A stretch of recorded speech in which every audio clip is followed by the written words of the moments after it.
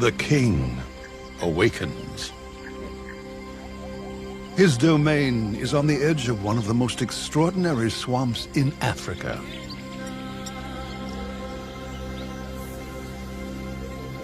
He knows his charges.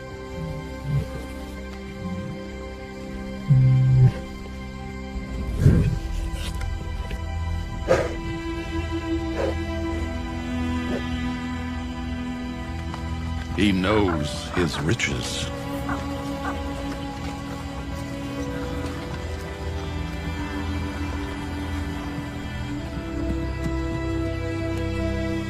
He knows his threats. Intruders, young challengers.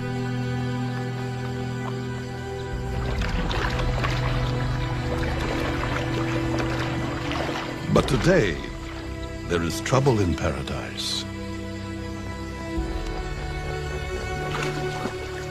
The cuts and scars on his face are a roadmap of his past battles. Everyone is aware.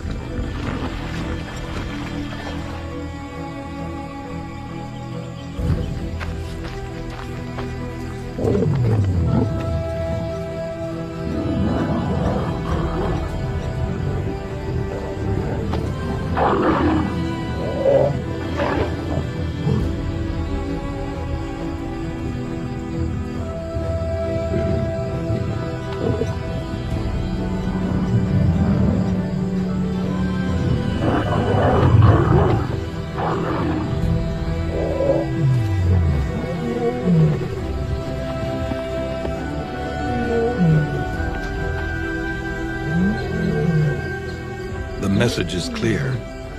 This is not their dream. It belongs to him.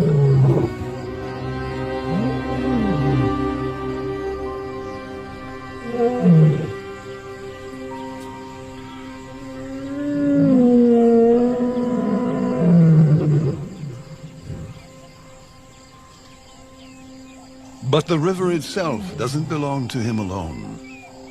Everyone lays claim to their piece of the Okavango, this river of dreams.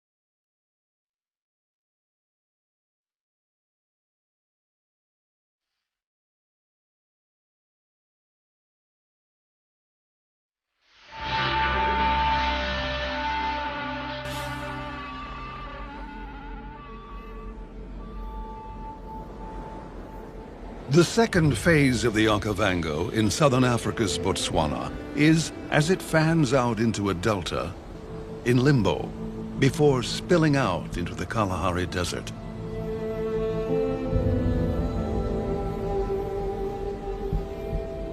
The clues to why the delta changes its shape so radically here lie at the center of each of its uniquely formed islands.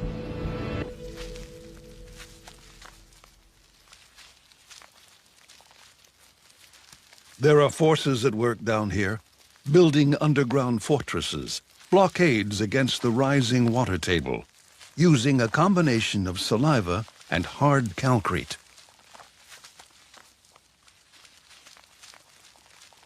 There are over 2,700 species of termites, but just a single one of them influences everything here.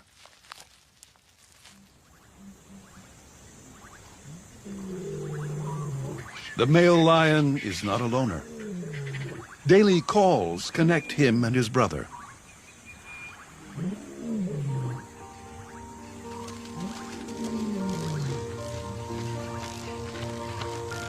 All around them, life is erupting.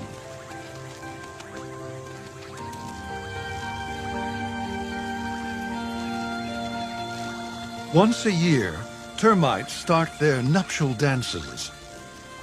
They flush from underground homes to fly, and within seconds find a mate before they can be eaten.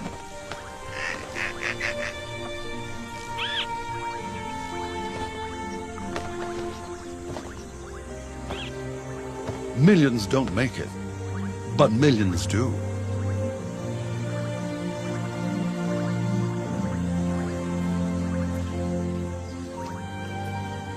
The mating dance fills the air and starts one of the most magical relationships in nature. One that dominates the entire story of the Okavango.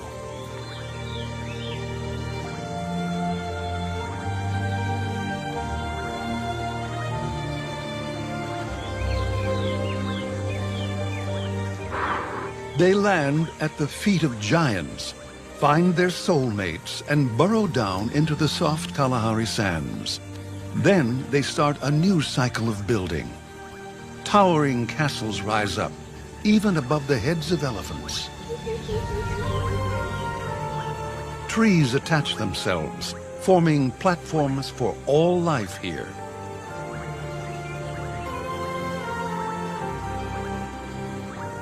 In this flat landscape, any high ground forces the floodwaters to spread around these islands, creating a sprawling delta across 9,000 square miles of Botswana.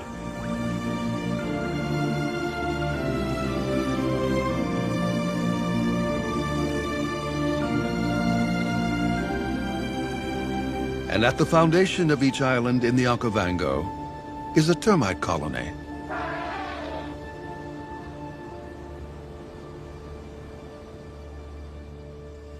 In a place where water is abundant, it's the high ground that is precious and used by just about everything here.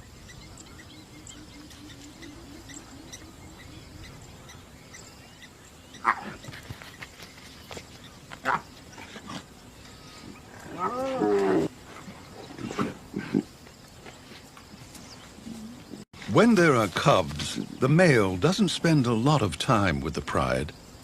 It's an unfamiliar and sometimes tense relationship with them.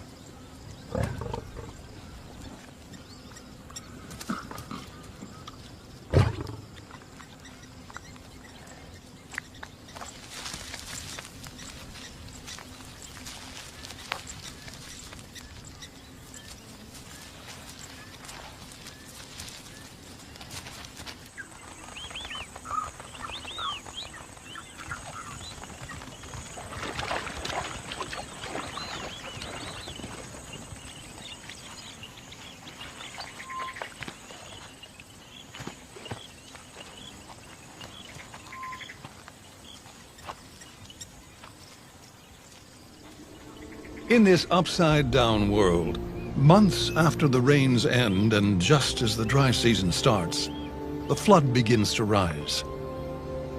Rainwater from halfway across the continent is finally reaching the delta.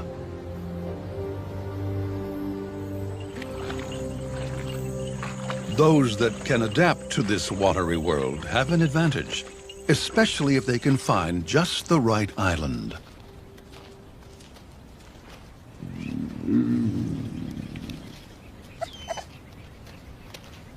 Two hyena sisters have found some abandoned aardvark holes to turn into a den.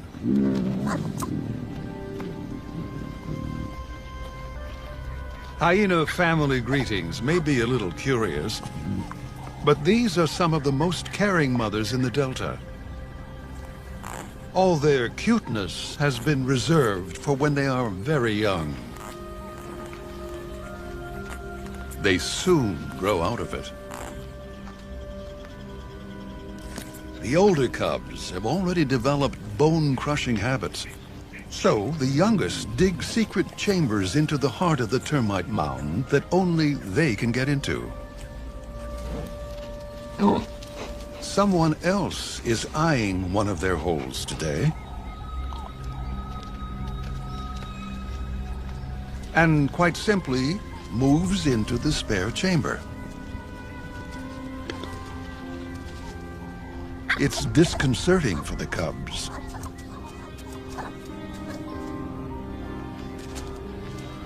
Hyenas can easily rip a warthog to pieces, but for some reason now, they extend a kind of welcome.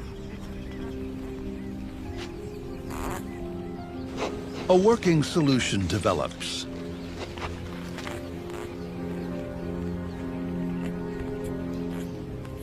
Hyenas den during the day, and at night, when they are out hunting, the warthogs are in residence. And during the twilight hours, both families are at home.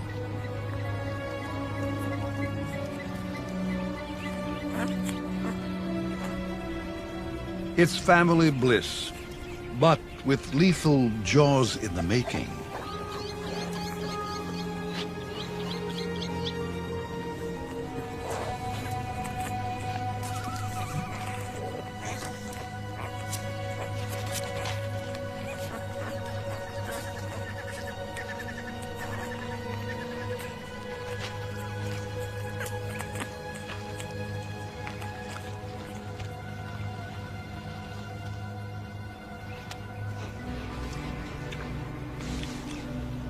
Both families keep a wary eye out for the odd neighbors.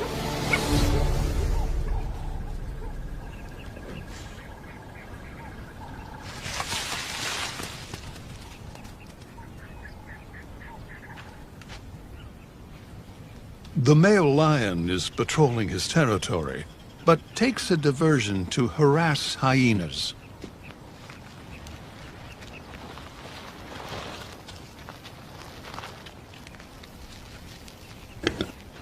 He's definitely also interested in the smell of hidden pigs.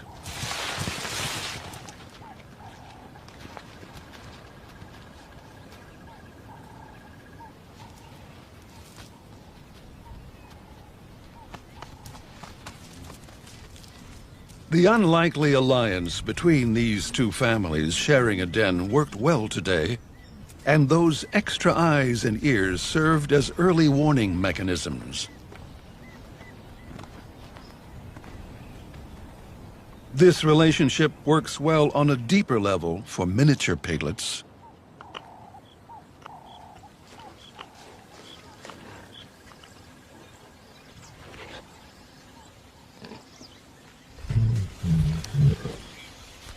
At last, the two brothers have found each other.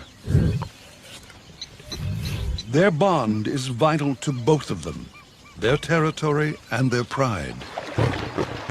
The teenagers have energy to burn. The males watch them closely.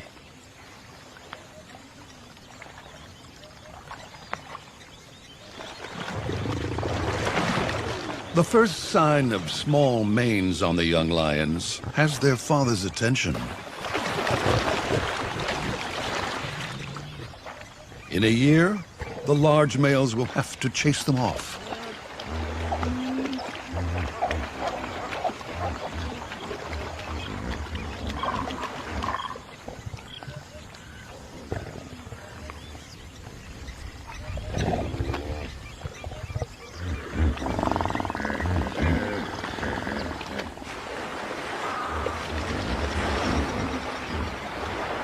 Lions of any size on the move through the swamp send shock waves of panic through everyone.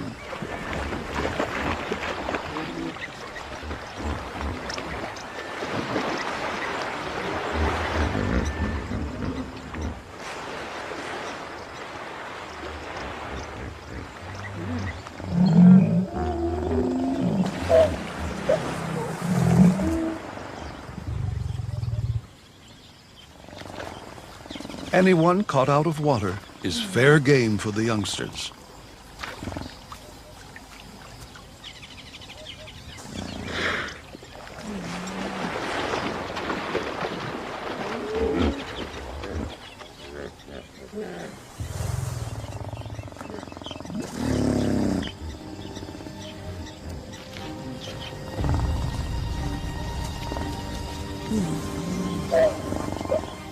And it turns into a game of cat and very large mouse.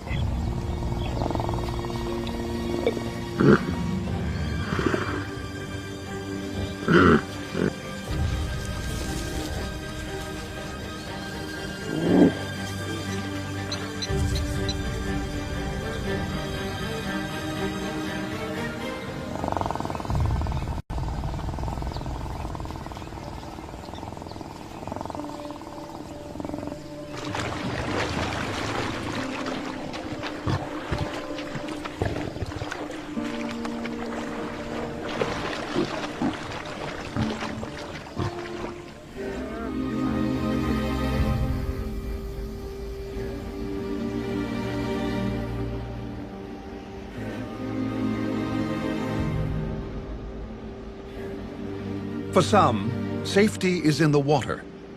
For others, it is on the termite islands as the flood rises.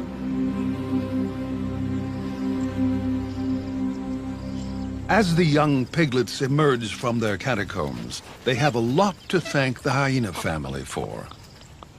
But it's time to move out into the world. Warthogs across the delta more than double in number in a few weeks, all because of their initial safe havens in the termite mound islands.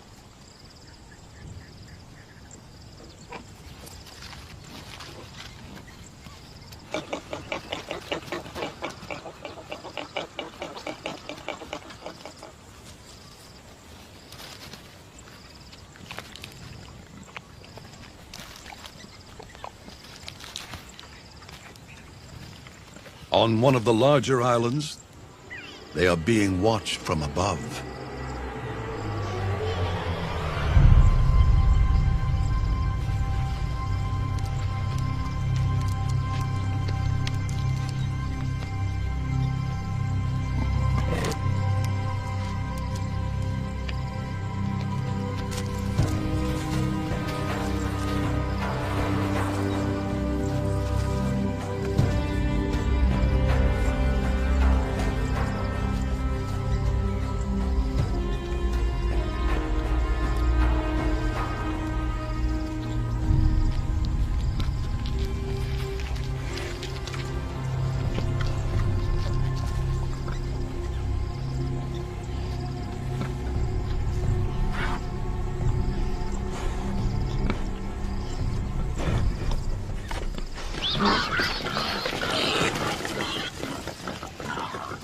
The leopard can't choose, so grabs up 2 piglets.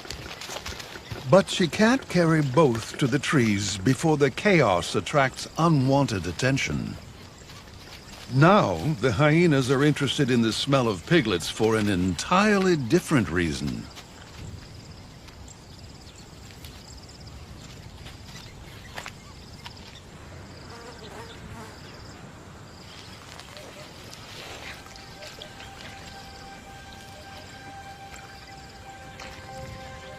The males, on a territorial patrol together, stride right towards the leopard's island.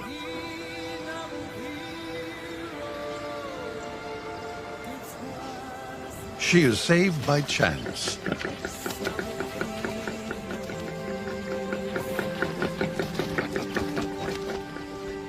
Piglets on the wind.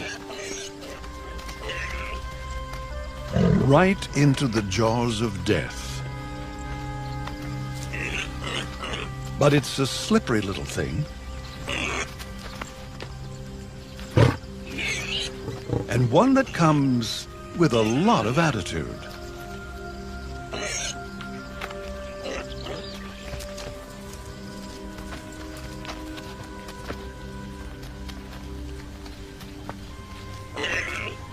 For the largest of the African cats, being confronted by something this small is a little confusing.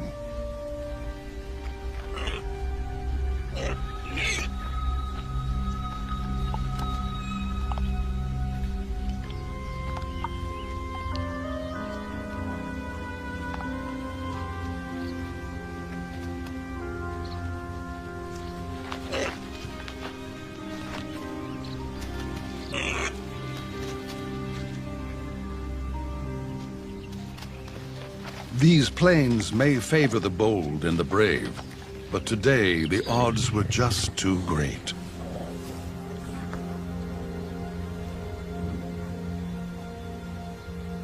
And not enough to feed both brothers.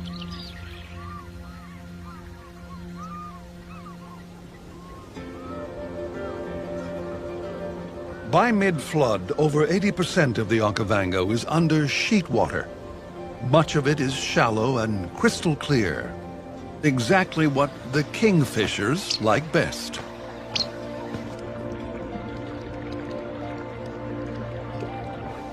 But hovering takes a lot of energy.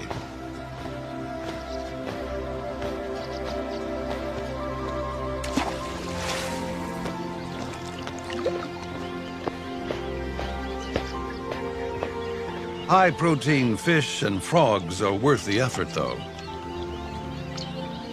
Right across the delta, pied kingfisher splashes punctuate the peace and tranquility.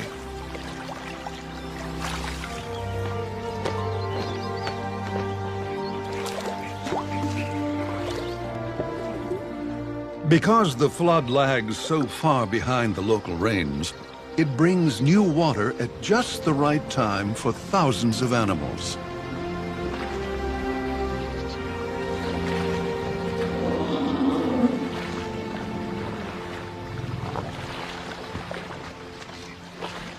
This massive movement of wildlife is triggered by the rainwater pools drying up.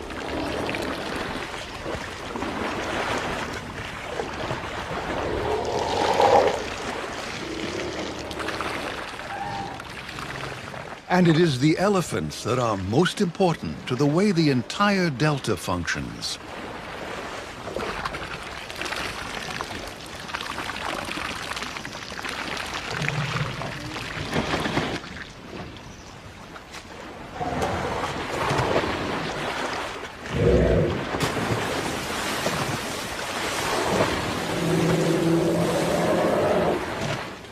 It is a haven for them. The expression of sheer elephant joy seems to erupt in their voices.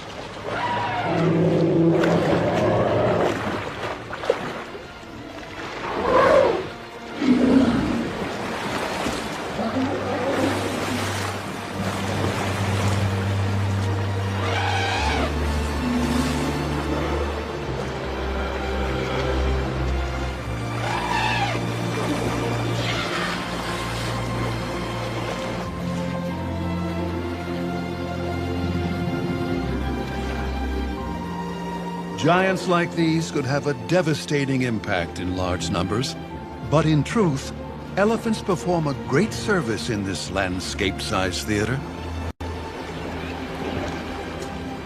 They are, in fact, the architects of the Okavango. Where elephants lead, the flood follows, bringing new water down dormant channels to forgotten islands.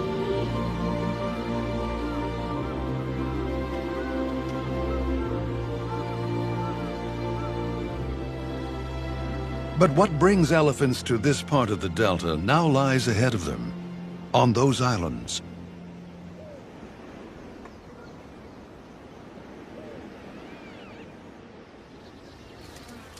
They can't reach these dates and don't want to destroy the tree itself, so they gently harvest the fruit.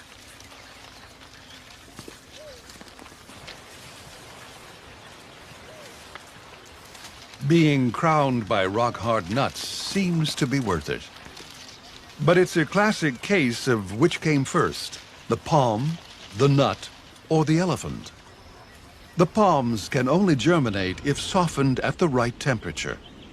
The exact same heat as that inside an elephant's gut. These vast palm islands, so typical of the delta, exist purely because of these long caravans of traveling elephants. And the islands themselves are built on termite mounds right across the Okavango.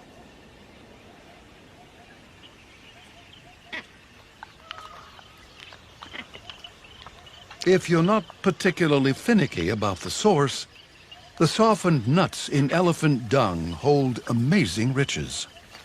And vervet monkeys are used to having sticky fingers.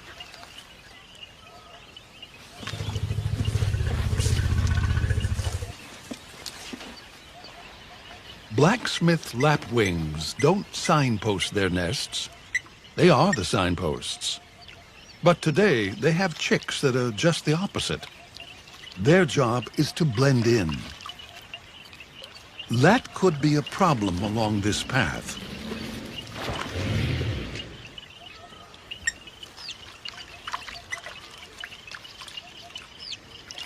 Lapwings are extremely bold.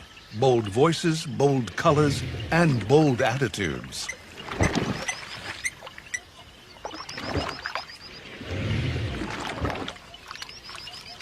But with a heavy army on the march, they take evasive action today.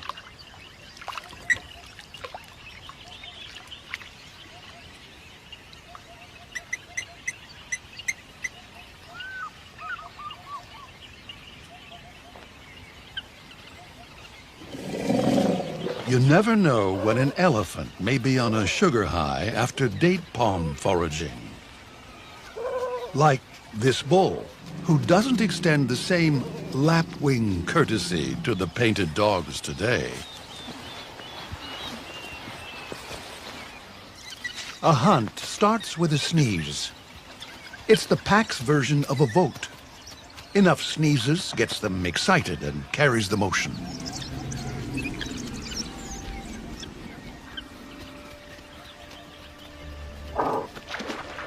These flooded swamplands are ideal for the hunting dogs, one of the last strongholds in the world for these highly endangered animals.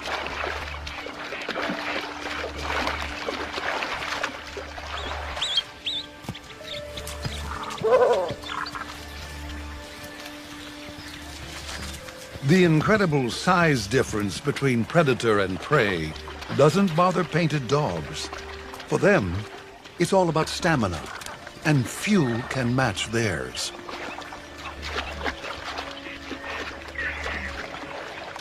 Today, the kudu's almost playful message is that it is fit, young, and can bolt away at any time.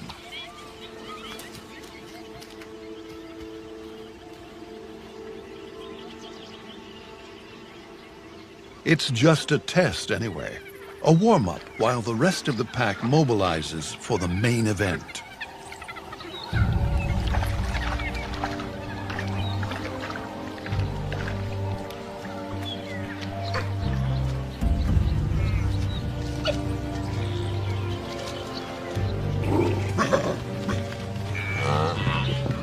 Wildebeest. Dogs hunt by testing for weaknesses, forcing mistakes.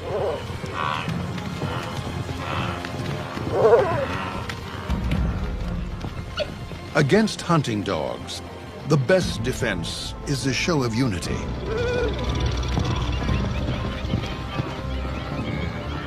The pack's technique is to divide and conquer. Each retreat is actually a ploy to draw one wildebeest away so that other pack members can surround it. It's the ultimate bait and switch.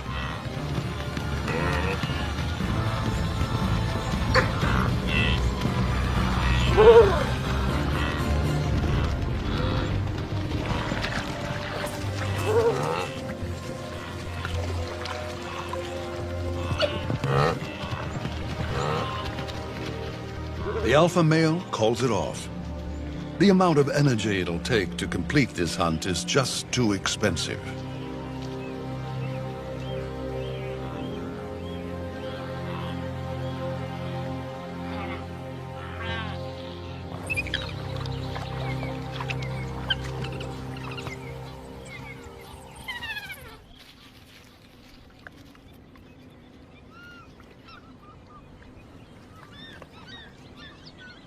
As quickly as it came in, the flood starts to shrink after a few months.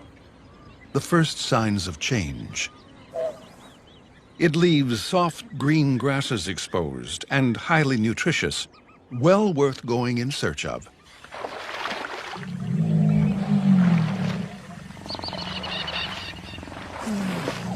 But unfortunately, others have the same idea.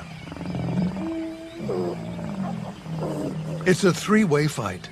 One backs up into a small termite mound and gains two advantages: the high ground and a protected rear end.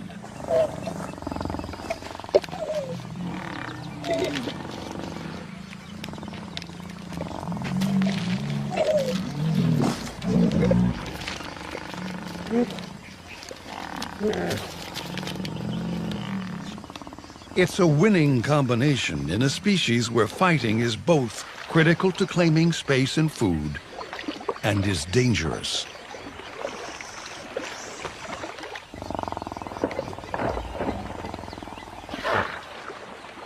Tens of thousands of hippos dominate the waterways throughout the delta, making it as hazardous for other animals here.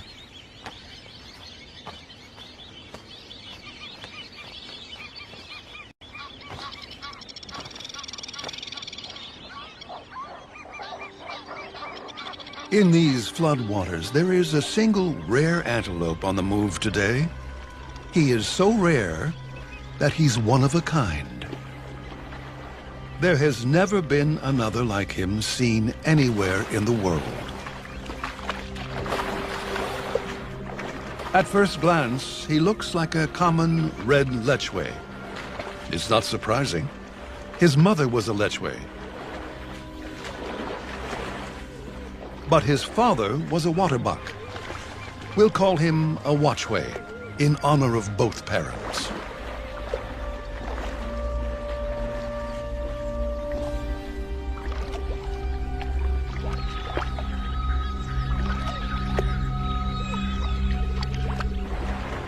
Today, the watchway is in deep trouble, and the pack knows it.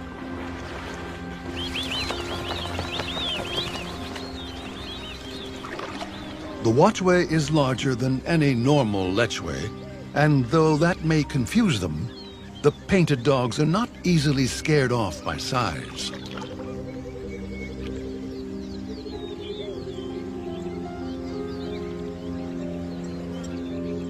But he's not a complete loner. Today, he's found his half-brother, a real waterbuck.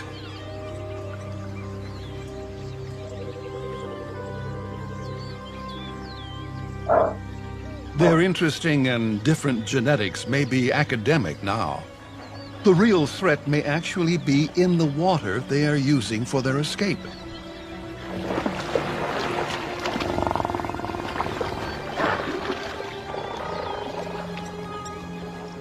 Hippos attack each other, so complete strangers are not welcome in this pool.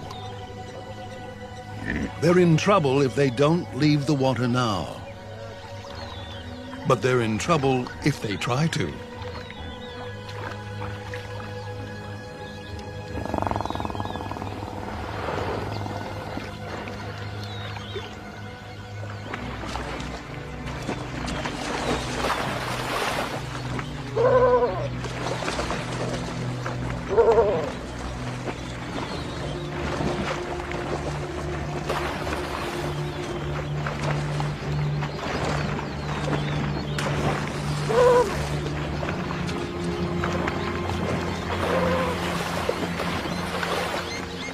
The confidence of being born bigger and bolder than his siblings is paying off. But today, the two antelopes find safety in limbo, somewhere between the riverbank and the deeper water. Even the hunting dogs won't risk offending hippos. It's a standoff between an endangered predator and an antelope that doesn't really exist.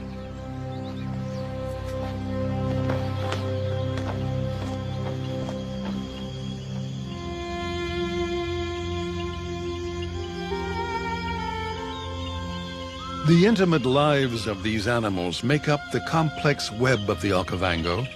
Touch it in one place, and it shivers somewhere else.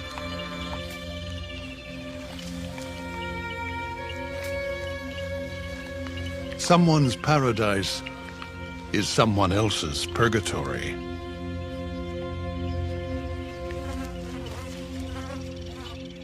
In this world of winners and losers, there are sometimes simple working relationships with no disadvantages. Black egrets have a special technique of blocking out the shine on the water to catch fish under their umbrella-like wings.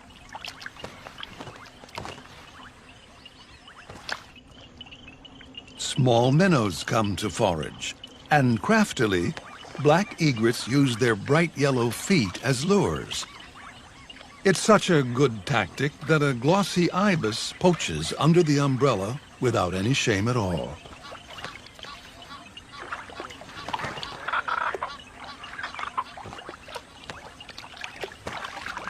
There is one problem. When you have your head under your wings, things can creep up on you.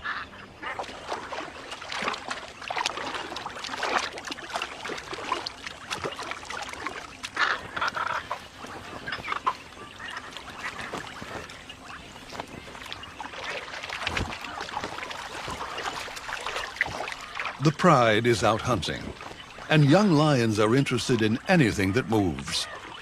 In particular, those that move slowly.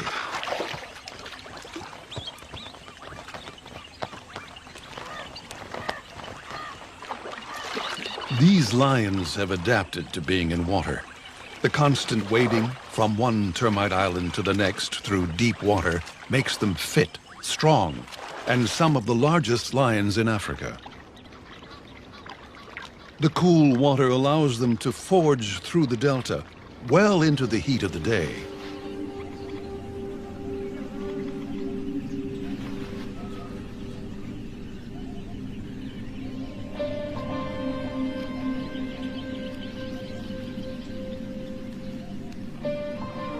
In these mosquito-infested swamplands, they are after one species of prey above all else. It's their favorite, but it's not easy. Buffalo.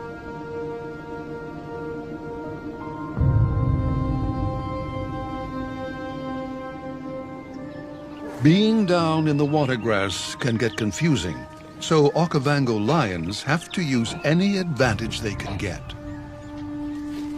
Elevation is a huge help.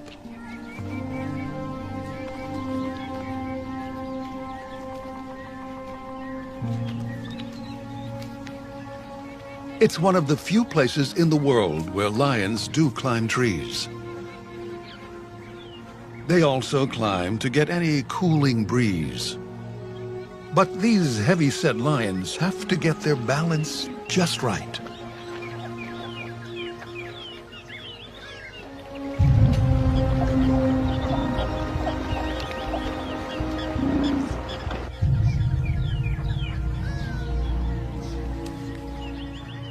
And it's not just the lionesses that can climb.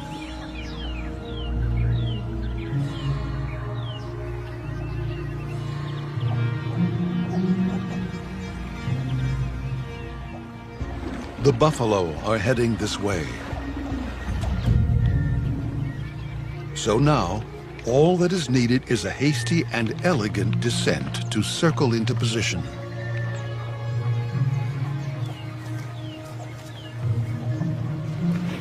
The time to attack buffalo is when they bunch up, when they are stressed by the deeper water crossings.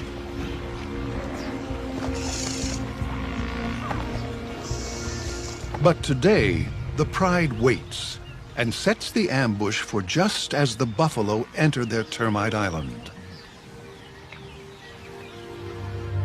He's eager to join in.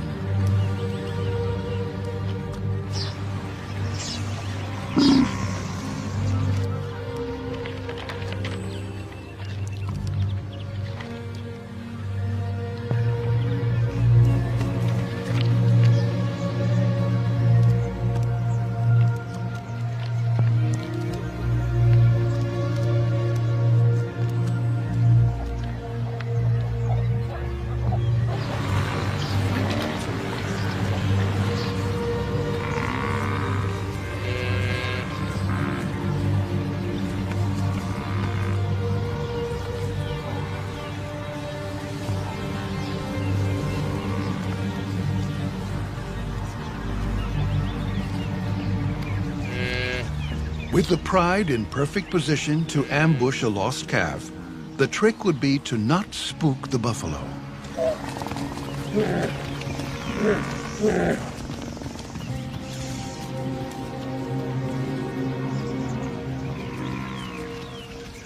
A big bull senses something wrong.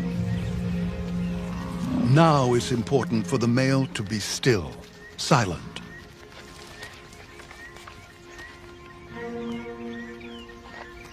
But the male's weight to agility ratio is just off.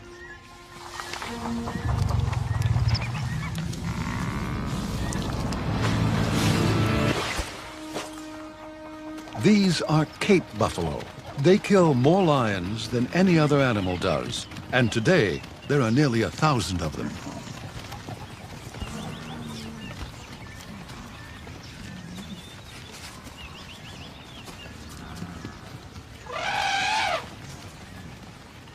Suddenly, a young bull elephant is in the mix, and he's irate. Elephants are definitely the dominant species on these islands.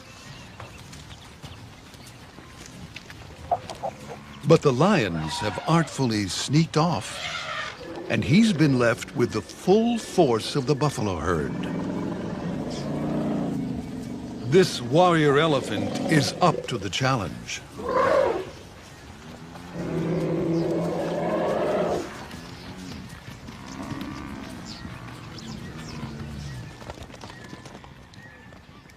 Some of the younger lions have their own troubles now.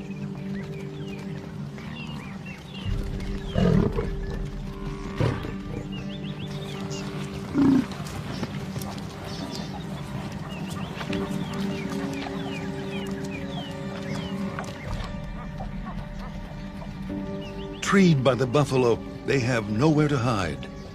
And the best elevation is just at buffalo horn height.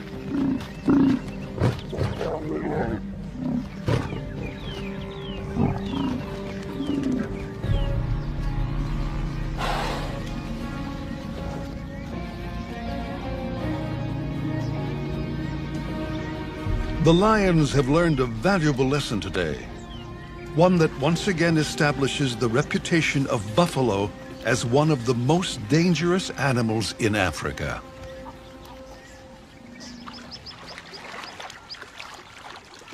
The pride is bruised and retreats to give the buffalo a wider berth.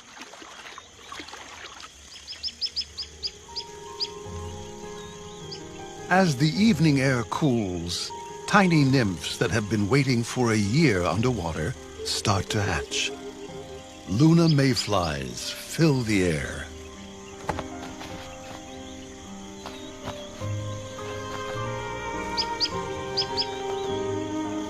Little bee-eaters hawk on them frantically, as if the flush will be their last meal.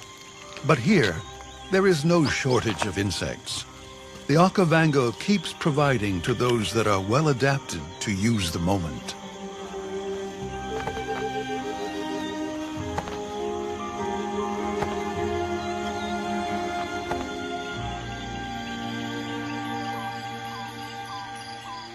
But the flood also creates problems. As it arrives, it isolates one kind of small primitive ape on whatever termite island they happen to be on.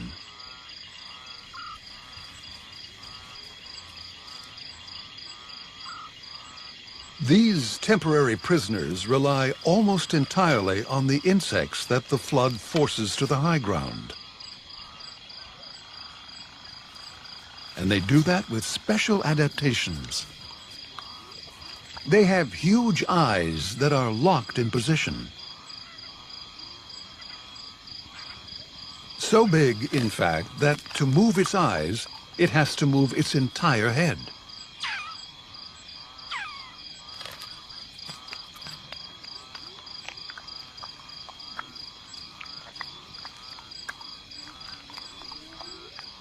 It's effective. They can see and leap around a very complex world in the high trees. And to help, they urinate on their hands for that extra stickiness. Their tools work well for them as they navigate their isolated treetop realm.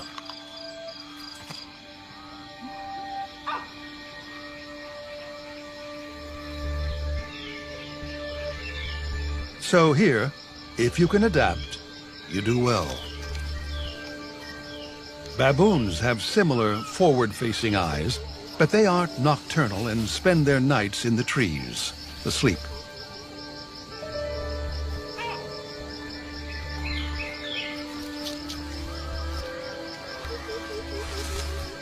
Getting down is a delicate matter. But these straight up and down palms are their gateway to the safest place for them to roost. Nothing else can climb these vertical trunks.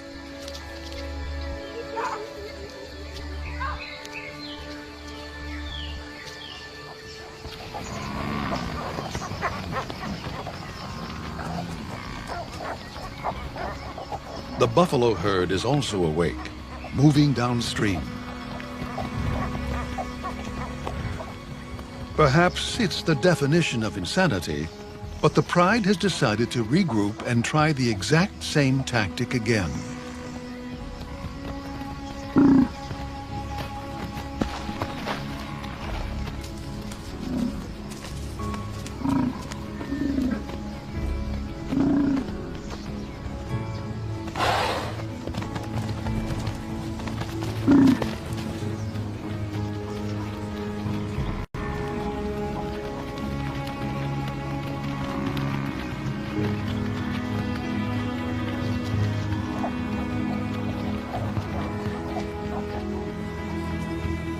They're going to need something different today, or it will all end up in the trees again. It's going to take a hero, an unlikely hero after yesterday's performance.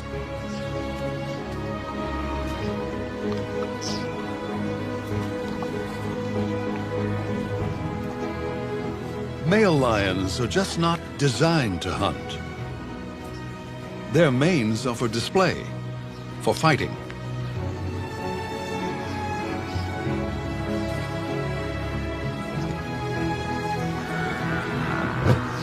The Pride is uncoordinated, the buffalo united.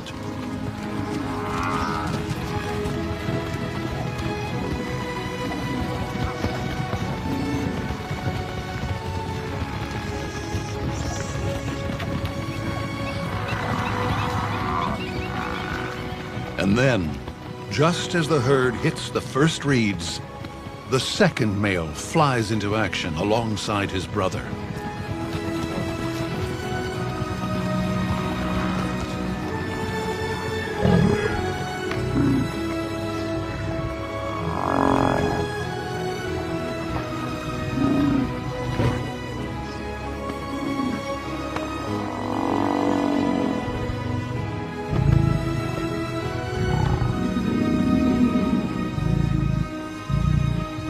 This is why prides often have more than one male, to bring down the difficult, heavy prey that the rest of the pride simply cannot conquer.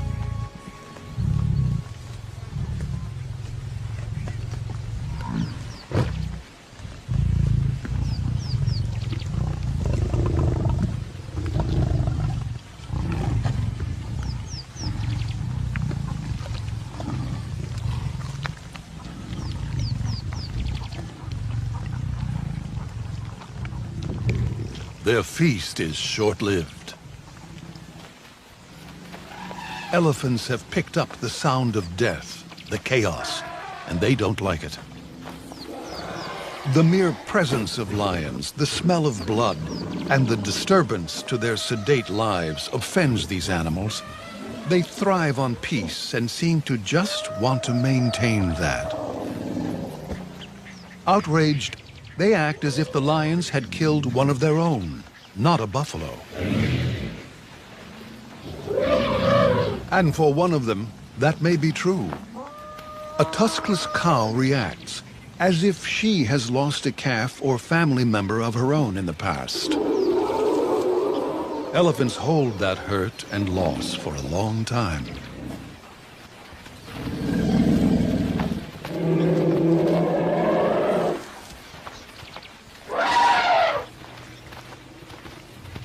But the lions slip away into the long grass, frustrating her even more.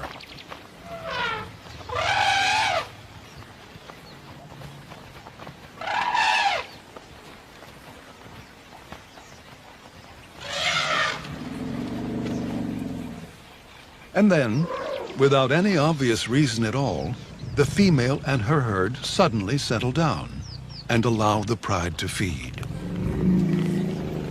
Forgiven, perhaps, but not forgotten.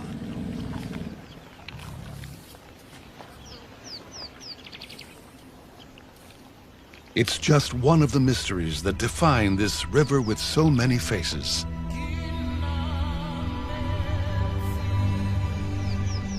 This strange but magical flood starts inland, adapts to meander around termite castles and down elephant paths, affecting millions of animals.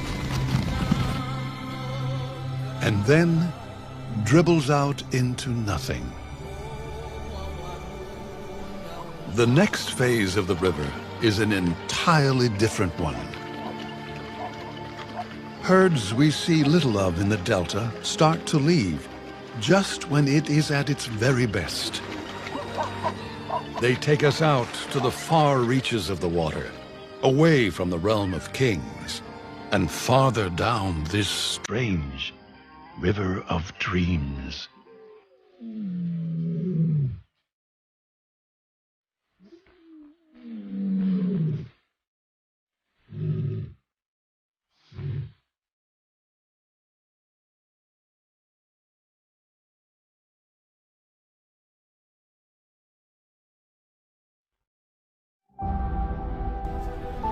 Nature's journey into the Okavango concludes.